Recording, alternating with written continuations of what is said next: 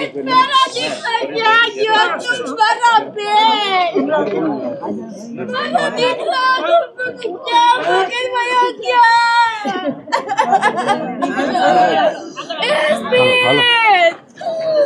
मेरा दीकरा का भाई ने काम किया मेरा भाई ने काम किया मेरा भाई पर हજી અંદર એન્ટર જ થયા હતા, ટિકિટ લીધી, ફોટો પાડતા હતા. હજી 2 મિનિટ થઈ તો 2 થી 3 ગોળીનો અવાજ આવ્યો. તો અમને કંઈ ખબર નહોતી કે શું થાય છે. અમે બધે જોયું. પછી અચાનક જ પાછળ અમારી પાછળની સાઈડથી સાવ નજીકથી જ 2 થી 3 આતંકવાદી આવ્યા અને સીધી ફાયરિંગ કરવા લાગ્યા. જમ્મુ કાશ્મીરના પહેલગામ ખાતે જે આતંકવાદી હુમલો થયો છે, જેમાં ભાવનગરના 2 લોકોના મૃત્યુ થયા છે, જેને આજે ભાવનગર ખાતે તેમની અંતિમ વિધિ પૂર્ણ થઈ ચૂકી છે. ભાવનગર ખાતે તેમને લાવવામાં આવ્યા હતા. રાજ્યના મુખ્યમંત્રી ભૂપેન્દ્ર પટેલ પણ ખુદ શ્રદ્ધાંજલિ પાઠવવા માટે તેઓ ભાવનગર પધાર્યા હતા. આ ઘટનામાં જે 11 લોકો જે બાકી હતા, જે યાત્રાળુઓ હતા, તે હાલ ભાવનગર ખાતે આવી પહોંચ્યા છે. મારી પાછળ આપ જે સીધા દ્રશ્યો અત્યારે જોઈ રહ્યા છો, તેમના પરિવારજનોના જે દ્રશ્યો છે, જે 11 યાત્રાળુઓ હતા તે અત્યારે પરત ફરી ચૂક્યા છે. આપ જે દ્રશ્યોમાં જોઈ રહ્યા છો, જે યાત્રાળુઓ છે તે કાશ્મીરથી મુંબઈ અને મુંબઈથી પછી ભાવનગર સડક માર્ગે હાલ ભાવનગર પહોંચ્યા છે. આપ જે સીધા જ આ બધા દ્રશ્યો જોઈ રહ્યા છો, જે યાત્રાળુઓ છે તેઓ હાલ ભાવનગર ખાતે પહોંચ્યા છે. જે મૃતક જે લોકો છે તેમના આ સગા સંબંધીઓ છે, આ લોકોએ આ આખી જે ઘટના છે, જે આતંકવાદીએ જે હુમલો કર્યો હતો તેની ઘટના લોકોએ નજરે નિહાળી છે. આ બાબતે જે લોકો જે છે, જે યાત્રાળુઓ, જે 11 યાત્રાળુઓ જે બાકી હતા તે આવી ગયા છે. તેમના પણ નિવેદન સામે આવ્યા છે.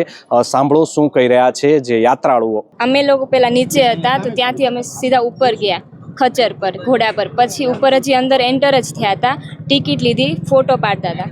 હજી 2 મિનિટ થઈ તો 2 થી 3 ગોળીનો અવાજ આવ્યો. તો અમને કંઈ ખબર નહોતી કે શું થાય છે. અમે બધે જોયું. પછી અચાનક જ પાછળ અમારી પાછળની સાઈડથી સાવ નજીકથી જ 2 થી 3 આતંકવાદી આવ્યા અને સીધી ફાયરિંગ કરવા લાગ્યા. કોઈને બી મારવા, અમને કોઈને પૂછતા એવું નથી જોયું કે કંઈ એને પૂછે છે તમારો ધર્મ કે એવું મેં તો નથી જોયું. અમને પહેલાં એવું લાગ્યું કે આર્મીવાળા છે. ફાયરિંગ થતી હતી તો અમને એમ થયું કે એ આર્મીવાળા છે. જોયું તો એ કોઈને બી મારવા લાગ્યા હતા અને કંઈ બીજું કંઈ પૂછતા નહોતા. અને કોઈ આર્મીવાળું કે કોઈ સિક્યોરિટી ત્યાં હતી જ નહીં.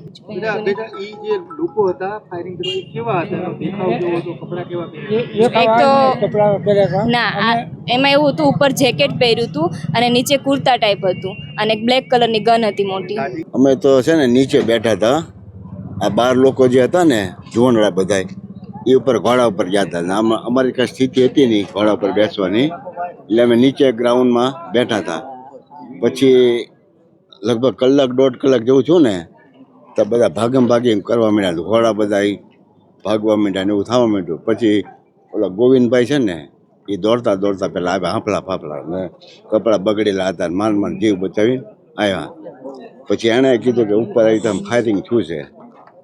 પછી લગભગ કલાક 1.5 કલાક આ લોકોની વાટ જોઈ અમે ને ઘણા. પછી એવા સમાચાર મળ્યા કે લગભગ 26 થી 27 જણાને ગોળી વાગી છે. એટલે પછી ત્યાંથી અમને એની ઓલી ક્લબમાં લઈ ગયા આ લોકો, ત્યાં બેઠા રહ્યા ને પછી પાછા લઈ ગયા હમણાં ગેસ્ટ હાઉસમાં જે ઉતરતા ત્યાં. મિલિટરીની મદદ કરી હતી આપની જવાનો? મિલિટરી તો બહુ સારા મળે, બહુ એટલે બહુ જ છે. એનું પ્રશાસન તો બહુ જ સારું. ફાયરિંગનો અવાજ તમે સાંભળ્યો?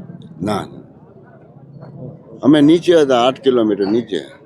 તમારી બીજી સરકાર પાસે શું માંગ છે? આ ઘટના ભયંકર બની છે. પણ આમાં તો શું છે, આતંકવાદનું નાબૂદ કરવું છે સૌથી પહેલા પ્રશ્ન. એ ગમે એમ કરીને સિક્યુરિટી ત્યાં ગોઠવવી જોઈએ.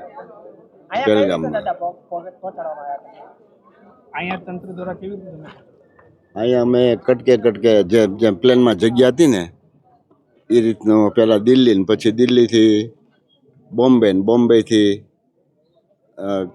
ગાડી મારફત, ટેક્સી મારફત લઈ ગયા હતા. અમે 22 તારીખે સવારમાં આપણે કાશ્મીરથી પહેલગામ જવા નીકળ્યા.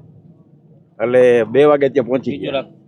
2 વાગે પહોંચી ગયા એટલે બધાય ઘોડેસવાર, બધાય ઘોડા જેને ખસ્સર કહેવામાં આવે એની માથે બધાય માનો 12 જણા, અમારા 20 માંથી 12 જણા ત્યાં ગયા. હવે 12 ગયા એ બધા ગયા એટલે અમે 8 જણા છે ત્યાં બગીચામાં બેઠા હતા. હું ઉંમરલાયક હતા એ. એટલે પછી બહાર જે ગયા હતા એમાંથી અમને 3 વાગે 3:30 વાગે 3:45ના અરસામાં ખ્યાલ આવ્યો કે અહીંયા આતંકવાદીએ હુમલો કર્યો છે. એટલે એ ખરેખર અમને બહુ દુઃખ લાગ્યું છે. અને આતંકવાદ ક્યારે નાબૂદ થશે એ તો હવે ભગવાન જાણે. આમાં તમારા પરિવારના સગા સંબંધી લોકો પણ ઇજાગ્રસ્ત થયા છે. હા, એ તમને ખબર પડી ત્યારે તમારી શું સ્થિતિ હતી? તમે કોને અમે તો હિંમત હારી જ ગયા હતા. કારણ કે સમાચાર મળ્યા અમને કે ભાઈ ત્યાં આવી રીતે થયું છે. 12માંથી 9 જણા છે એ પહોંચી ગયા અને 3 જણા છે એ ઈજાગ્રસ્ત થયા હતા. વિનુભાઈ જે ડાભી છે એને કોણીએથી ગોળી નીકળી ગઈ અને જે આપણે અતીશ કુમાર અને ભાણો અને બંનેને ઘણા ગંભીર થયા હતા. અને નજરે એ ભાઈએ જે હતો અહીંથી આપણે મનોજભાઈનો બાબો એને જોયું અને આતંકવાદી ગોળી મારી એ પણ એને નજરે નિહાળ્યું છે. તો આ હતા યાત્રાળુઓ, જેઓનું કહેવું છે કે જે હુમલો થયો છે તે ખૂબ જ ગંભીર બાબત છે. સરકાર દ્વારા પણ આવો હુમલો ક્યારેય ન થાય તેવા કડકમાં કડક પગલાં લેવામાં આવવા જોઈએ.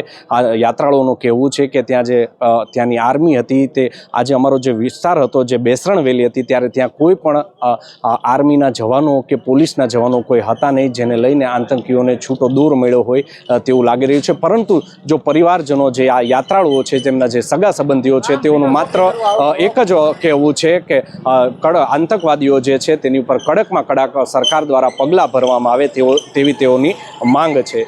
યશપાલસિંહ ચૌહાણ, નવજીવન ન્યૂઝ, ભાવનગર.